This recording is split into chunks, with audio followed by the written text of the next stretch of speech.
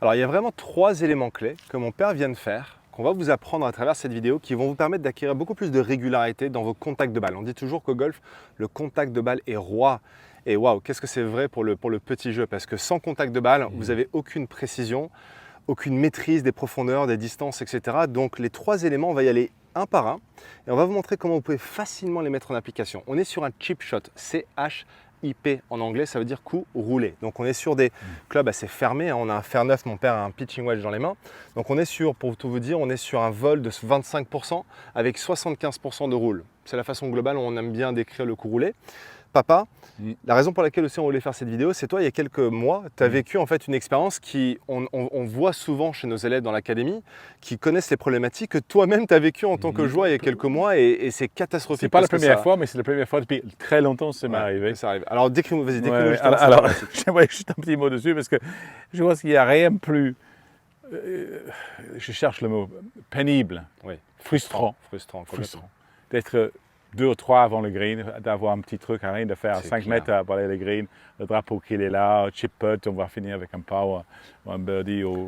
C'est tellement vrai ce que tu dis, c'est-à-dire qu'on peut faire 2 super beaux de golf, pardon, et on se met à côté du green, et là, grosse gratte ou top, et là tout d'un coup on se retrouve, et je l'ai vu même il y a 2 semaines avec des élèves, 2 super coups, et je me suis dit, là je suis tellement heureux pour eux, et ils sont arrivés autour du green, et là tout d'un coup ils ont fait 4 coups. Ils ont fait 4 coups, ils ont fait 2 approches, 2 putts, et là j'ai dit, ok les gars, on va travailler un petit peu le petit jeu là. C'est quelque chose je pense que c'est vraiment très frustrant. Donc ça m'est arrivé à moi, un jour, tu sais encore, je joue 3-4 fois par semaine, j'ai fait un gratte. La balle a fait 1,50 m, je rigolais, je regarde le copain, t'as vu? Et là, de ce jour-là, pendant quelques semaines, boule de neige. Quelques semaines, chaque parcours, je le faisais au moins un gratte, quoi. Et je commençais à poser des questions. Et de temps en temps, c'était pas tout le temps. C'est ça, si c'est au moins tout le temps, on peut quand même corriger. Mais c'est parce que c'est de temps en temps, on ne sait pas quand ça arrive. C'est pire encore parce que là, du coup, tu n'as aucune stabilité. On ne sait pas quand ça va arriver. Tu n'es pas serein devant la balle. On est d'accord, donc on est là, on dit mais qu'est-ce qu'on fait? Et du coup, qu'est-ce qui se passe? Là-bas, j'ai commencé à faire des défauts. Je commence à monter moins haut, j'ai perdu confiance. Je commence à donner un petit coup de poignet pour lever la balle. J'ai parti dans des délires de chercher la solution pour le problème. Et en fait, j'ai revenu un peu sur mes bases. Je dis, mais attends, déjà, tu sais bien que quand tu commences à louper, c'est parce que tu montes pas assez. En fait, c'est bien, c'était ça. Donc ça, c'est la première clé. Je montais pas assez, je prenais pas assez d'élan, j'avais peur. C'est pour ça qu'on aime jouer plus avec un chip, avec un fer 7 ou quelque chose de très fermé, parce qu'on prend peu d'élan, mais ce n'est pas toujours le cas.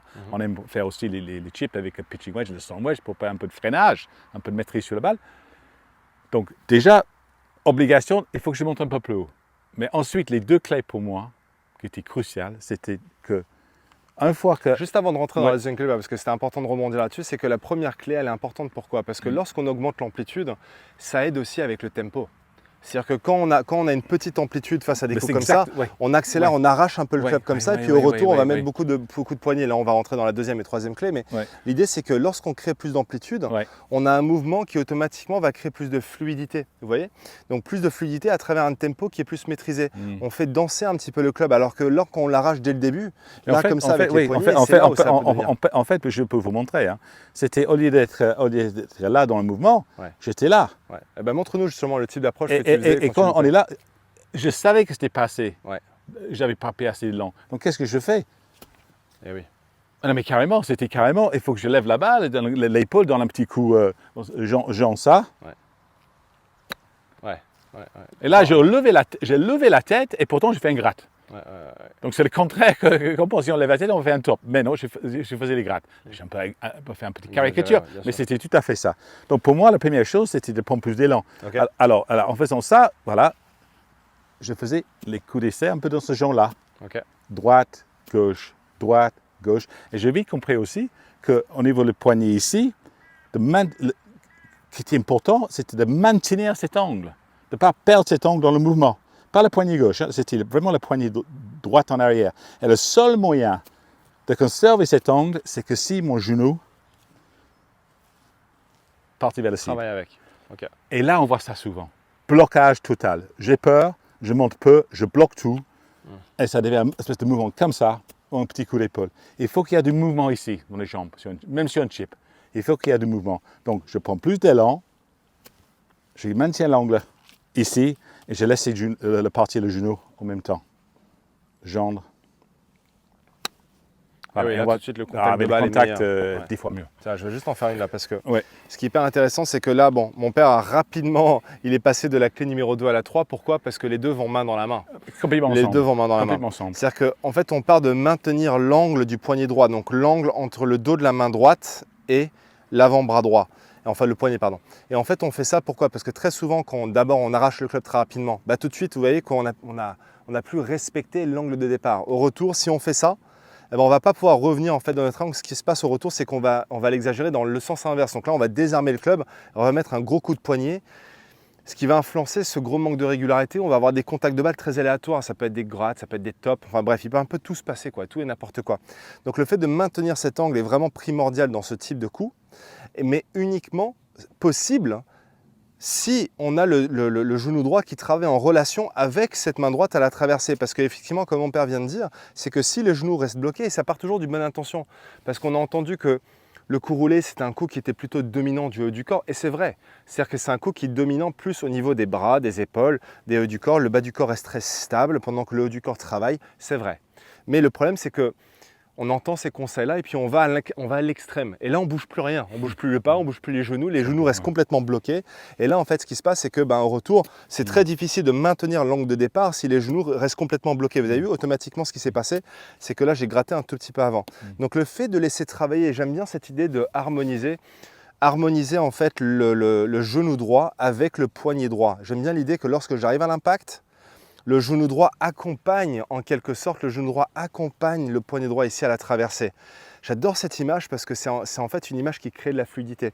Et en fait, cette image-là, vous voyez que quand je vais le faire, ici, automatiquement, regardez, le talon droit, c'est légèrement décollé. Celle-là, elle est pas loin d'être donnée, donc je suis très très content de ce.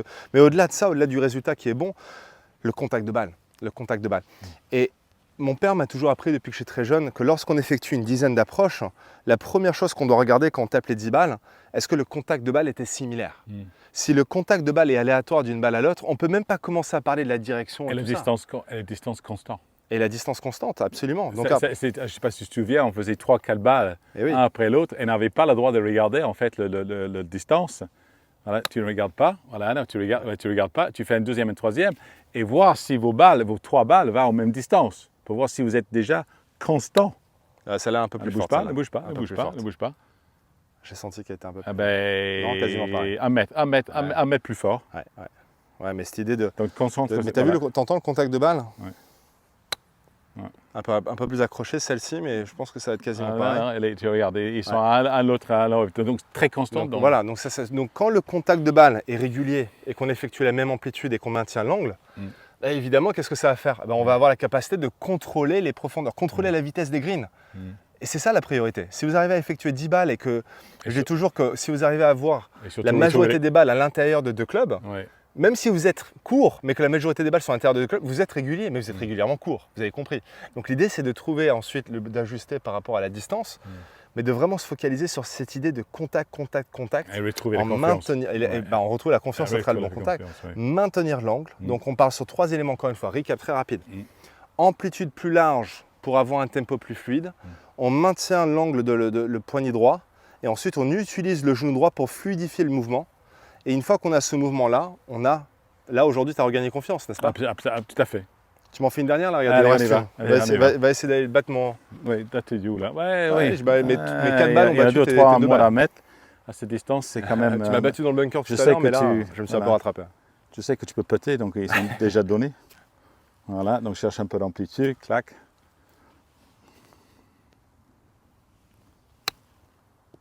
Le contact de balle était top, beaucoup trop fort. Mais là, le contact de balle, top. Donc là, on n'a pas besoin de parler de contact de balle. On va jouer plus sur l'amplitude. Et ça, on laissera ce sujet pour une autre vidéo. Est-ce que vous désirez être plus régulier au golf? Si c'est le cas, sachez que j'ai créé une conférence en ligne qui est complètement gratuite, mais uniquement réservée pour les membres de ma communauté en ligne. Donc tout ce que vous avez besoin de faire pour accéder à cette conférence en ligne, c'est de cliquer sur le lien qui se trouve juste en dessous de cette vidéo. On va passer 45 à 60 minutes ensemble. C'est complètement gratuit. Et puis à travers cette conférence en ligne, j'évoque les 3 vraies raisons pour lesquelles les golfeurs amateurs aujourd'hui n'arrivent pas à acquérir la régularité qu'ils désirent. On se retrouve dans cette conférence en ligne.